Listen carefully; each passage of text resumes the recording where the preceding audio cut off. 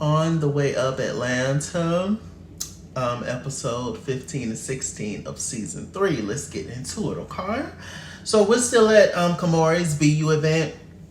He talked about how he was supposed to host this event with somebody, but that fell through for whatever reason. He said that he was very nervous because Kamori has a lisp, and so he was that's always something, I guess, that's in his mind that he's like worried about, in terms of like people understanding him or making fun of him or whatever. But for the most part, everybody loves Kamori, and it's never like an issue or whatever. It's a vibe, and he's a vibe, and he's a great host, and he's great at bringing everybody together. I would love to attend one day. Yeah, just a lot of fun, right? Okay, so the next thing we see, they're still performing. Nebraska had performed, DJ, Mayday. It's been lovely. So then we see Kamori's friend. I did not catch his name. I don't know if they said his name. But one of Kamori's friends, when I tell you Mama had on some snakeskin green pants and some heels, child, and this little top this white top that was cut up. When I tell you he slayed the house down, and old boy that came with him, child. Y'all tell me in the comments who they is and their IG and stuff if y'all got it. But they slayed. Nebraska was twerking. It was a moment. It was a vibe. The whole thing. It was just a vibe. So after that, we end up seeing Nebraska, DJ, Mayday, Kamori, Ebony, Sunny, and Devontae. They're all outside talking. Trey had left early, and Brandy, he did not come to the event. And they was just talking about a lot of stuff. They was on a high. They was complimenting each other. It was a beautiful moment. Devontae, he brought up to the group, he was just like, I would love to have just like a on the way up, like, I don't know if I guess like a think piece moment, musical showcase situation, something or another, a variety show where everybody can come together, even the people that don't sing and rap, the actors of the crew, like a Ebony, or like, oh God, I forgot their names. The two guys that's been around the entire season, but I forgot their names. One is named Chauncey, and the other one is named, I forgot, my darlings. But yeah, so they can be included in some kind of way. So he was just like, either this season or mainly the next season, if that could happen, that would be like his dream. And it was a whole moment. Everybody was just, praising each other and in good spirits. So then we see Nebraska. Nebraska pulls Kamori off to the side, and of course to talk about Brandon. Kamori wanted to know, what did Brandon say to her as to how they got into the whole fight situation. In Nebraska, she decided to explain it. She started to explain it. She was just like, oh, well, Brandon said, that he stood up and, it got, a little rah-rah. Then you hit him. And Kamori was like, stop right there, sis. No, I just didn't hit him just because of that. He was up in my face, pointing in my face, saying, I'm going to slap you too, etc. Then here come DJ walking over. And basically, in so many words, Kamori was just like, you know what? I'm cool with Brandon. We're not going to be friends. He needs to apologize and take accountability and all that. He's petty. And he said that, if nothing else, that he can just, eat that box and call it a day with a straw. Slurp it or eat it, whichever of his choosing. And I was just like, well, that's that. What do you say after that? I don't know. I was just like, Lord, Brandon, are you down? Oh, okay. So, anyway, we get to the retreat. We see Mayday, Kamori, and Trey walk up together. We also see DJ, Brandon, and Phil walk up together. It was so good to see Phil back. They were all greeted with champagne, darling, at the door. It was lovely. They had a fruit spread moment. They had hors d'oeuvres, and it was lovely, darling. I was like, oh, I would love to go to the retreat. It was cute. So then a little later on, everybody's sitting around in a circle, and then the therapists and the life coaches, etc., the social workers, they get up and introduce themselves and talk about the different things that they're gonna do for everybody. And so, it was nice to, they had like vision boards and, just different techniques and exercises that they were going to do throughout their stay there. I was like, cool. I want to see the rooms. Were they actually were y'all actually staying there at the retreat? I think they was. I want to see the rooms, child. It looked super nice. It did. Okay. So we see Kamori in Nebraska. They're sitting down talking to one of the guys, one of the life coaches / therapists. He's basically discussing like a mantra that they repeat to themselves when they are going through it. And basically, it was just about, trust and pushing through, and how do they, remain in a peaceful state and not lose control or give up, etc. Nebraska, she's a little bit resistant when it comes to this therapy situation. For whatever reason, I guess she'll open up soon. But it's not a comfortable thing for everybody. And we don't necessarily know all of what the DP has gone through. So hopefully she'll open up later on and talk a little bit more about her life and her challenges. The next thing we see is Kamori, Sunny, Destiny, Nebraska, and Raven. We need to see more of Raven, child. Raven sound like a good time. Raven looked like she about that life. You hear me? I'm here for it. And so basically they're fishing. And Trey was out there too. They were fishing, child. And Trey caught a fish. Sunny caught a fish. It was a cute little moment. Trey didn't want to put the worm on the little hook and stuff. And so Destiny had to, show him what time it was and stuff. He was just like, I do everything else. I cook it, but I'm not about to put the worm on the thing, child. I'm not about to skin the fish, Trey wanted the cute job. So I was like, all right, now Trey. So then we see Phil, Brandon, and Nebraska. Now this was a super emotional scene. We have not seen Phil in a while since he went back to Houston. He talked about challenges and things that he's physically gone through. In particular, that he was unfortunately in a car accident, and then shortly after that he had a stroke. And I guess at first it didn't hit him. He didn't realize it. What was, he still felt normal in a sense.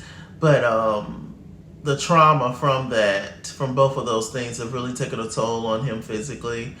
He said that he went to the doctor. The doctor told him that he lost 30 pounds in like 2 weeks. And he just didn't look like himself. And so I'm glad that DP and Brandon was there to support their friend and stuff.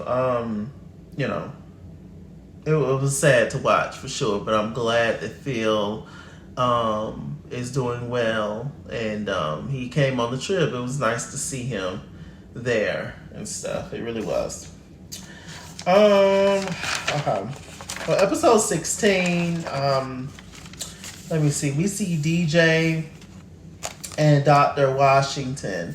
And basically they're talking about, motivation and how DJ just wants to be himself in his career. He's definitely dealt with a lot in the industry from, I'm sure being a gay male, being black, being dark skinned, all those things are, and to the world is seen as negatives.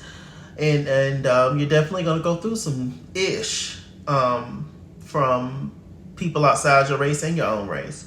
So he's definitely dealt with a lot, but the doctor basically told him, F them people and just continue to do you, and you will find success in whatever you put, your hard work to it. But it's easier said than done to stay motivated all the time. Lord knows in heaven, I know. Not that I'm on a DJ kind of level or anything like that, but just in life, walking around being black and gay is a trip. It really is. Black and LGBT anything is a trip.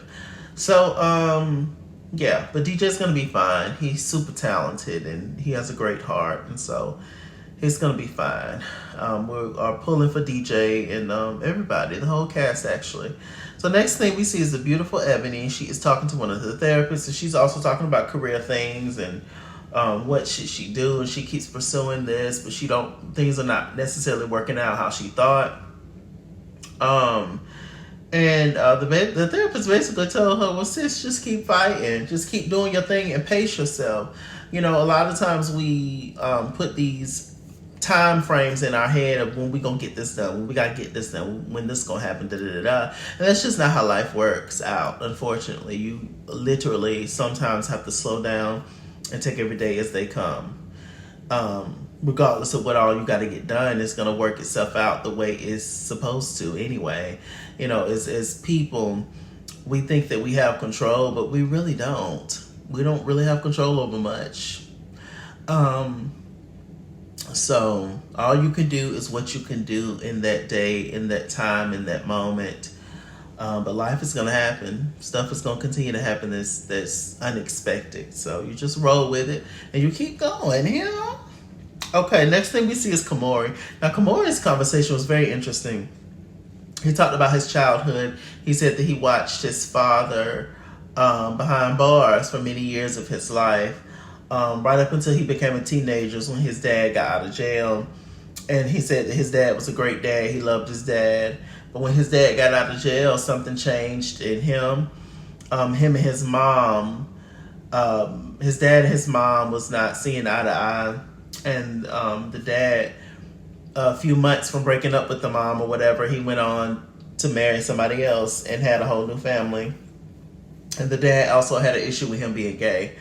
And so, it was just a lot that Kamori had went through as a child. And it was nice that he was able to talk about that. Because, we didn't know much. We knew some of Kamori. But we didn't know that part, the deep-rooted stuff. And a lot of who we are is because of how we was raised in our childhood. So it was nice to know that fact about Kamori. But, he's going to be fine. And Kamori's super strong. And, we all learn from situations like that. Family is family. That's all I could say, child. We love them, but my God, sometimes. Whew, So next thing we see is Phil. His is also family related. He has a big brother who he don't talk to. He don't have a relationship with at all.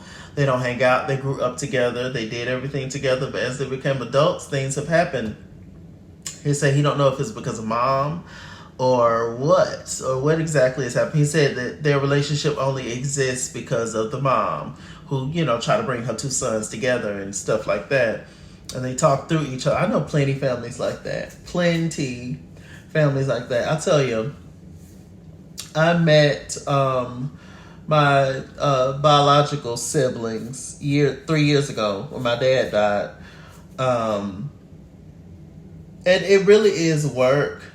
It's work as adults to create relationship with other adults. It's like, yeah, your family, but you don't really know each other like that. So it's really, it's a trip.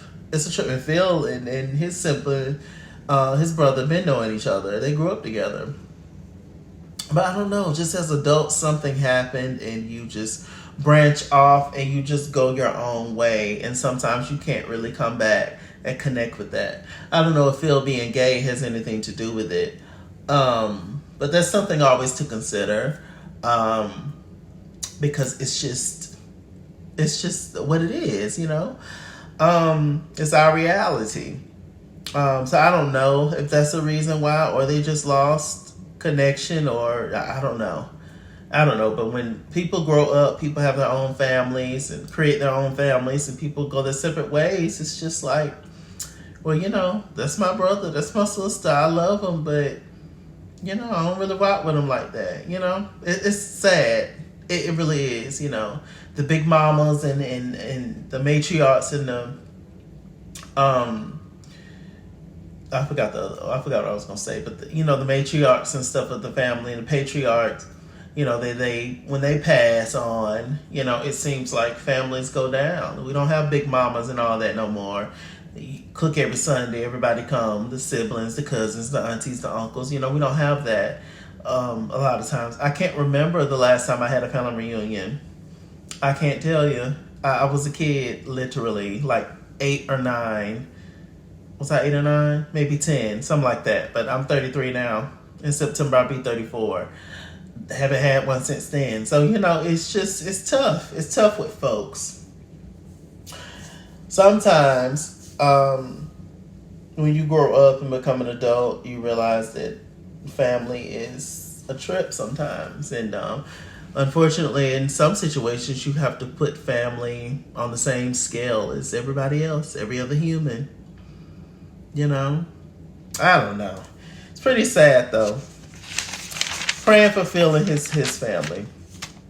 Okay, so we see Brandon, Nebraska, Mayday, Kamori, Phil. They're outside just talking or whatever. Just talking about the experience and how they thought the experience was going to go. Next thing we see is Brandon. Now, he had a good therapy session as well. He talked about his mom. He's tried to reach out to his mom. He's tried to create a relationship with his mom, but mama is just, not really feeling it. She doesn't show up when she says that she is, and he is about tired of trying to reach out with her. Brandon's mom, unfortunately, she had or has a drug addiction, and so she's been suffering that for years since he was a kid, and so she was able to create some kind of relationship with his other siblings, but not Brandon, and Brandon is the oldest. I would love a show. I've said this before. I would love a show of Brandon on the Way Up network, where he talk about that, and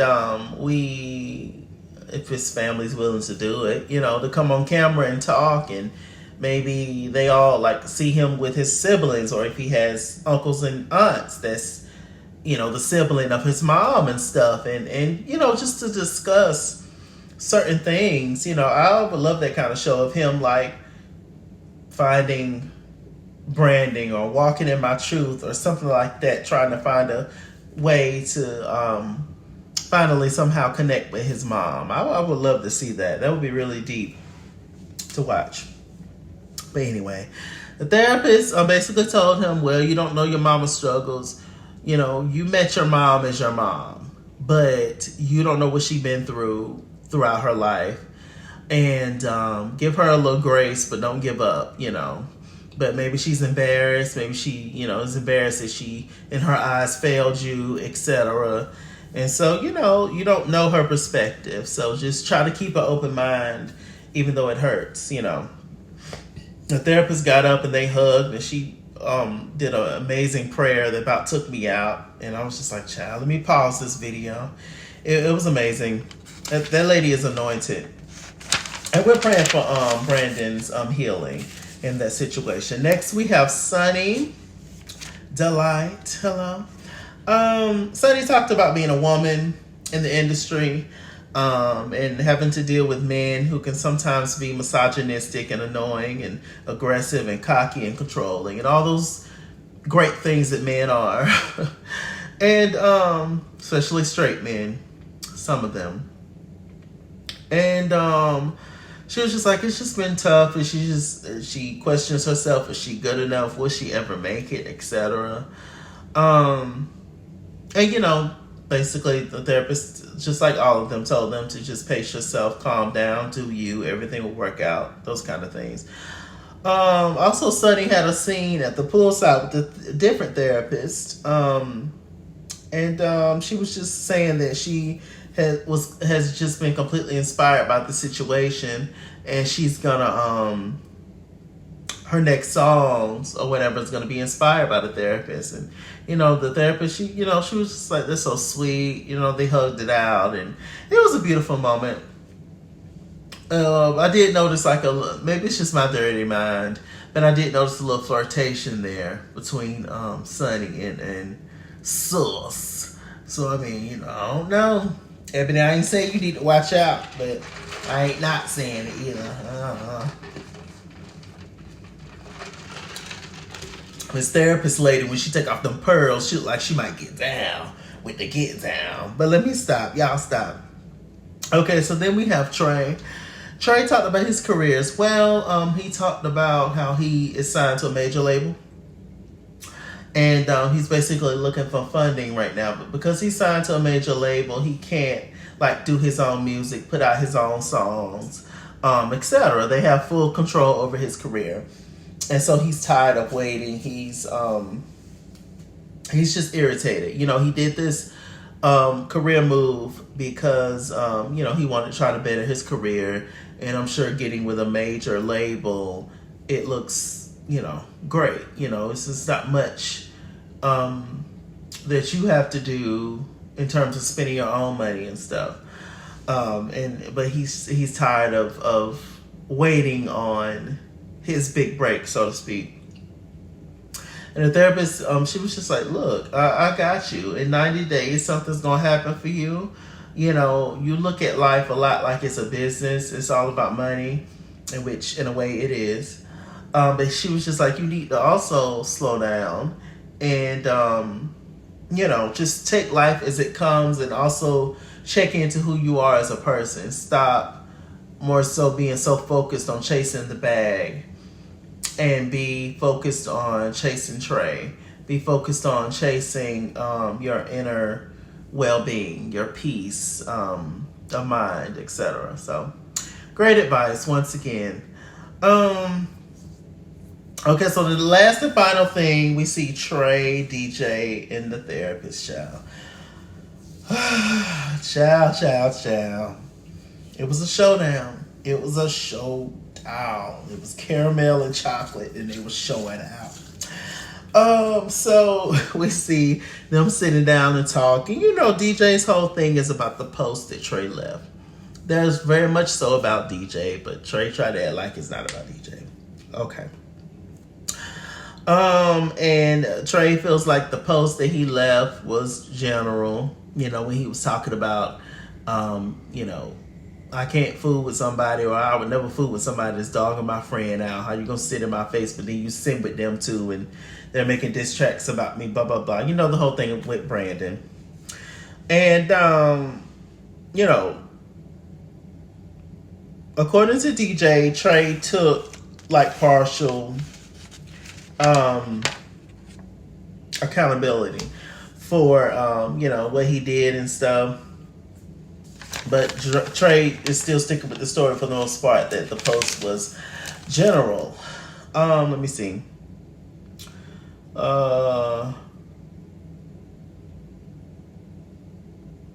He just don't understand. Trey just don't understand. He didn't get why DJ and Brandon were so close. And he claims that he didn't know that they were hanging in close until he saw the trailer for the season. And then that's when he realized what's going on. He feels like Trey feels like DJ is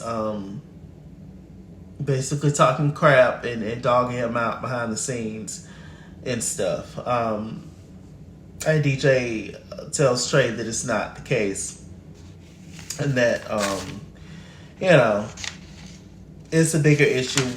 One thing I do want is